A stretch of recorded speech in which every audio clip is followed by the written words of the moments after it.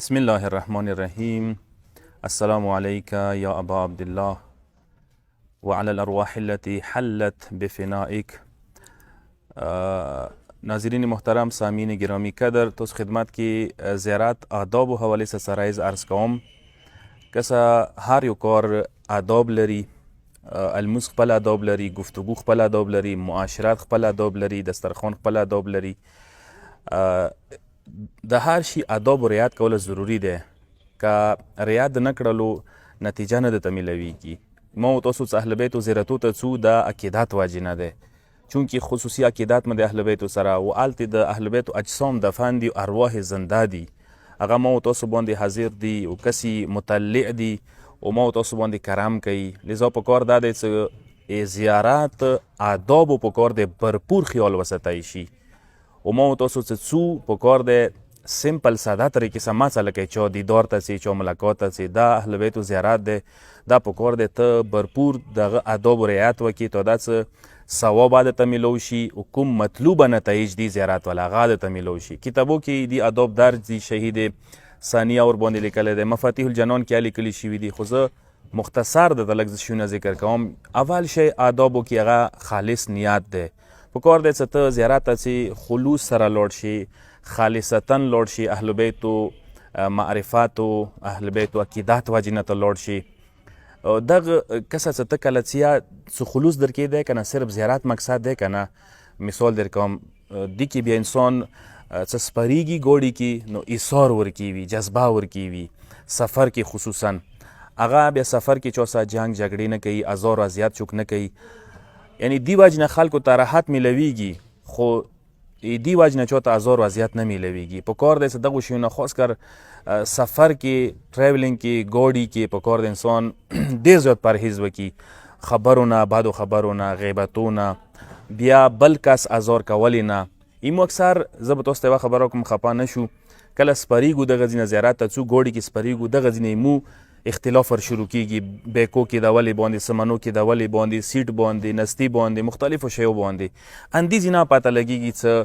زیارت لیارې کې خلوص نشته دی. که خلوص وي که نه، اهل بیتو لیارې کې خیر دی، که لږ غوندې تکلیف درته میلو شي، لږ ازار و اذیت شي، پار نه کوي. دا د اهل بیتو په لیارې سفر دی، دا د سهولت والا سفر نه دی.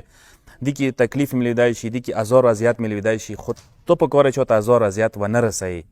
جنگ جګړه ونه کړي. چې کوم زیارت لیارې کې تو نه جنگ کیږي، جګړه کیږي، زیاړې کیږي، زورل کیږي، یو بل سره مثلا خفګان رسي، نو دې زیارت څه خاص فایده درته نه میلویږي. کوشش وکړو اول خو دې نه پرهیز وکړي. دې دپاره ضروري دی چې انسان خالص وي نیت اهل بیتو لیارې کې. دویمه خبره چې کله انسان وځي یا خونې نه، پکار دی چې سټارټ کې ته یو غسل وکړي. آداب زیارت نه غسل دی، طهارت لازمي دی. کسه دا ظاهري طهارت معنوي طهارت باندې اثر چي، ظاهري طهارت معنوي طهارت سره تعلق لري. دا چې ته ځان ظاهري صفا کې غسل وکړي، نیت وکړي، خالص شي، دا یو قسم ته معنوي طهارت دی. او یو غسل پکار دی ته اعلی وکړي چې کله ته وځې خونې نه، و یو غسل ته هغه ټایم کې وکړه چې کله ته کوم امام حرم ته ځې، حرم ته تللې نه مخکې هوټل کې یو غسل وکړه، نیت وکړه چې غسل د کوم زیارت امام یا زیارت معصوم نمای خلیه و خپارنه کې قربتن الله. وم زیارت کې د امام حسین رغلی دي چې امام صادق علیه الصلاة والسلام صفوان ته یایي چې صفوان چې کله ورسیږي فرات باندې ته غسل وکړه. هغه نه بعد مثال وایه اللهم اجعله نورا و طهورا و حرزا و شفاعا. پروردگاره دا غره ته باعث طهارت و نورانیت وګرځوي. کسه ظاهري غسل دا باعث جوړیږي چې انسان معنوي طهارت هم حاصل کی. یو بل شی چې ضروري دی آداب زیارت کې هغه دا دی چې انسان پاکیزه کپړې واچوي، صفا سوتره کپړې واچوه،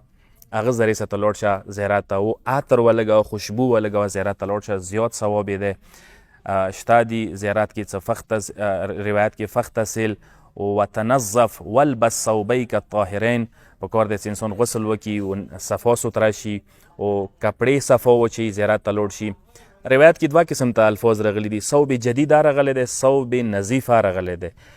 که چیرې کیږي بهتره دی چې وس د وي ته نوي جامې ځان سره یوسه، زیارت ته ځې ما نوي جامې استعمال که زیارت ته لاړ شه. او که چا نوي جامې نه وي، څه جامې دي، کپړې دي، مغه کپړې صفا سوتره کړي، صفا سوتره کپړو کې پکار دی حرم ته لاړ شي. دي کې د کسې دغو صفا کپړو کې د امام احترام و حرمت ساتلی دی یو قسم ته داسې ویل چې تو د امام چی وساتلو حرمت وساتلو ویلې څه دا ظاهري تا حالات باطني حالات باندې یا اثرانداز کیدای شي او بله خبره دا دی چې دې ذریعې څخه دا چې ته صفا کپړې واچوې خوشبو ولګوې عطر ولګوې د انسان شوق زیاتوي د انسان نشاط باندې اثر چی پکار دی چې انسان زیارت کوي شوق سره وکړي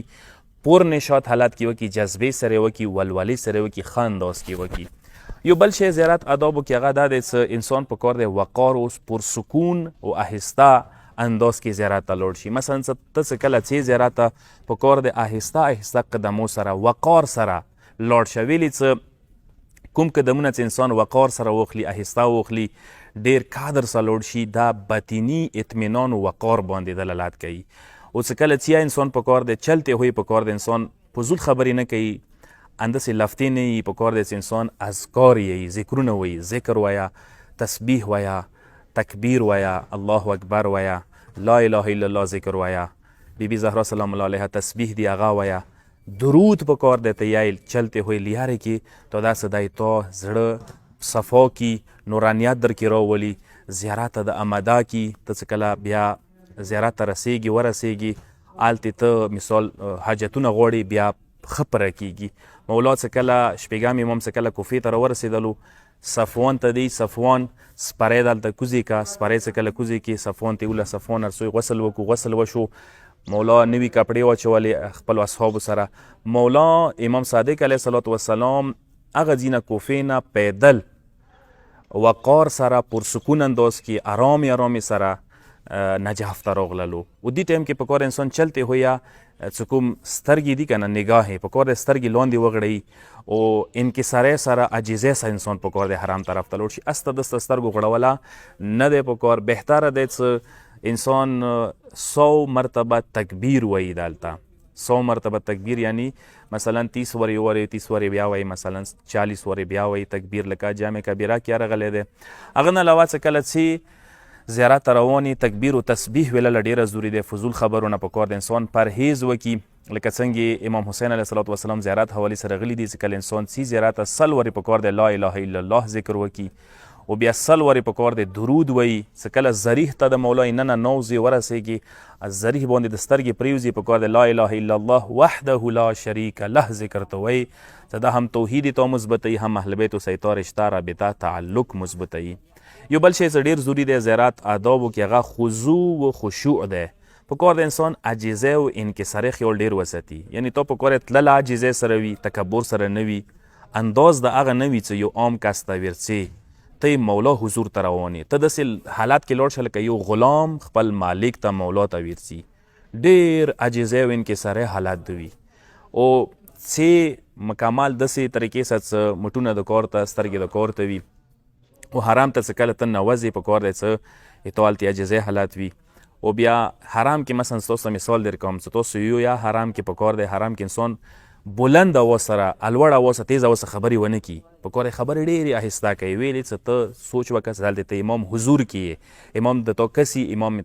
تو هر شي باندې ناظر دی او څه کله ته روز یا مثلا زه مثال در کوم روز په کار دی تو پشت شاد په کار دی امام ظریح طرف ته نه وي ظریح طرف ته پکار شانه کې اندیشون سه المونځ کله ته کوي کوشش وکړه چې حرام ته مخ ته وي او حرام ته ښي طرف ته چپي طرف ته راشي زیارت ظریح تو شا طرف ته شي اکثر کسان مکسو حرام ته لوړ شي هغه المونځ غزي کې کوي چې بیا ظریح د مولا کابر د مولا هغه پشت طرف ته رسي دا خبره نه ده خلاف ادب ده پکار د المونځ داسې حالات کې وکړي چې امام مرقد و مرکب ایتا یا یو طرف ته راشي یا ښي طرف ته چپي طرف ته یا تو ته مخ ته راشي نه چې تو سټه غشي لکه څنګه روایتو کې راغلي دي فخلع یاد فخلع نعلیک موسی پیغمبر څه کله خدای حضور ته تللو چې ته خپل نعلین وباسه بوټان وباسه ویلې چې ته خدای حضور کې اندیشون سره امام حضور کې څه ته یې په کار ته انتهایی عاجزۍ او انکسارۍ حالات کې وي د کې یو شی آدابو نه دا دی کله زیارت ته نوځوئ په کار دی چې همداسې ما نوځوئ ډایرکټ هر کله اول وروي دویم وروي دریم وروي شلم وروي هر کله زیارت ته نوځئ اذن دخول ضروري دی د امام دار دی د امام کور دی د امام ځای د امام هر چی ته کې موجود دی ته په کار دی اول اذن دخول ضرور وایه زیارت نامې کې شته دی اذن دخول مطلب دی اجازات وغواړه داخلېدلې هغه ضروري دی هغه نه علاوه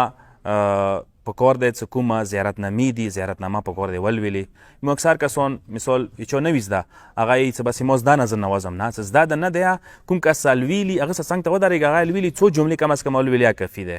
اول وارې خو پکار ټول زیارت چې چا پترو ولولي چوکې ته ولولي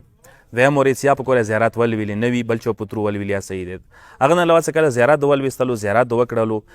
یوه ځای کې ودرېږه دوه رکعته لمونځ د زیارت وکړه ضروري دی لمونځ نه بغیر پکار انسان زیارت نه وکي بیا حرام کې پکار انسان کینی اباس خبرې د دنیا خبرې فضول خبرې نه وکي پکار انسان دعاوانې وکي مختلفې دعاوانې دي چې انسان زده وي هلتې شته دعاونو کتابو کې جامع کبیره زیارت جامع کبیره دی زیارت عشورا دی یا نورې متعدد دعاونې دي دعای عدیله دی وغیره پکار انسان ولولي قرآن تلاوت دی پکار انسان هلتې کوي کوشش وکوي څومره زیات حرام کې پتې کېدای شو د بهتره دی ایمو اکثر کسان حرام کې دوره نه پتېږي هغوی اندوره لکه ایمو علاقو کې زیارتونه دي لوډ شي ماچي کی بیا ته نه راوځي مثال نیمه ګنټاو کې تیره کې بیا یوه بازار کې بل بازار کې یوه مارکیټ کې بل مارکیټ کې ساري بندگان خدا مارکیټونه مو سره خپل ملک پاکستان کې اشته دي خپل وطنو کې مارکیټونه شته دوکانونه شته خریداري کوای شو تاسو خریداري ټول عمر دی دا زیارت عمر کې یو وری نصیب شوی دی دا په خریداري او ما خرپوي دا په مارکیټو ما خرپوي دا نورو شیو طرف ته توجه ما کوئ هلته تاسو ته ډېر ښکلي ښکلي ارشونه خلکو فراهم کړي دي راوړي دي ایښي دي دته خدای تاسو توجه خرپېدلې دپاره دي دا تاسو عمر کې کیو زیارت ارمان وي هغه تاسو په دغو خراب کوئ کوشش وکړئ زیات ټایم څومره زیات ټایم تېرېږي حرام کې یې تېر کړئ ته یو سیکنډ هلتې ډېر زیات ثواب لري هغه نه علاوه چې کله حرام کې ته پکار دی حضور قلب خیال وساتې زړه پکار دی امام ته ورکه حضور قلب سره ته زیارت کې موجود وي پکار دی او یو شی چې ډېر مهم دی هلته حاجاتو غوښتله دی انسان پکار دی چې کله امام در ته ورسي حاجتونه خاص کره حاجتونه چې هغه تا عمر سره زندګۍ سره خاص کره خیرات سره تعلق لري هغه حاجتونه وغواړه د دنیا وړه وړه شوینه نه انسان پکار دی خدای ایمان باندې ثابت قدم وساتي خدای ایمان سره مخاتمه وکړي خدای شهادت ورته نصیب کړي خدای اخرت مو ګلې گلزار وګرځي خدای اهل بیت و شفاعت ورته نصیب کړي ښه بنیادي سوالونه پکار دی حاجتونه پکار انسان وکي اخیری شاید چې تاسو خدمت کې عرض کوم هغه دا دی چې پکار دی کله زیارت نه رسې واپس پیږي د اخیری زیارت د اخیری زیارت ډېر اطمینان سره وکړه ډېر ټایم تیر کا او زیارت ودا ولوله خداحافظۍ والا زیارت ولوله چونکې دا خداحافظۍ والا ودا والا زیارت داسې وي که نه چې ته دوباره امام طرف ته راتلی شي هغې کې الفاظ دا شي دي چې مولا دا زیارت مې تا درکې وکړلو بیا مو ته نصیب کړي بیا مو ته نصیب کړي دا زیارتونه لذا بیا درته نصیبه کېږي او که همداسې لاړې بس راغې ورنه دا واقعا خلاف ادب دی کوشش وکړو ما تاسو زیارت ته چې کله یاد سو آدابو خیال وساتو آدابو سره زیارت ته لاړ شوئ دا آداب تاسو باطن باندې اثر چي ثواب باندې اثر چي نتایج باندې اثر چي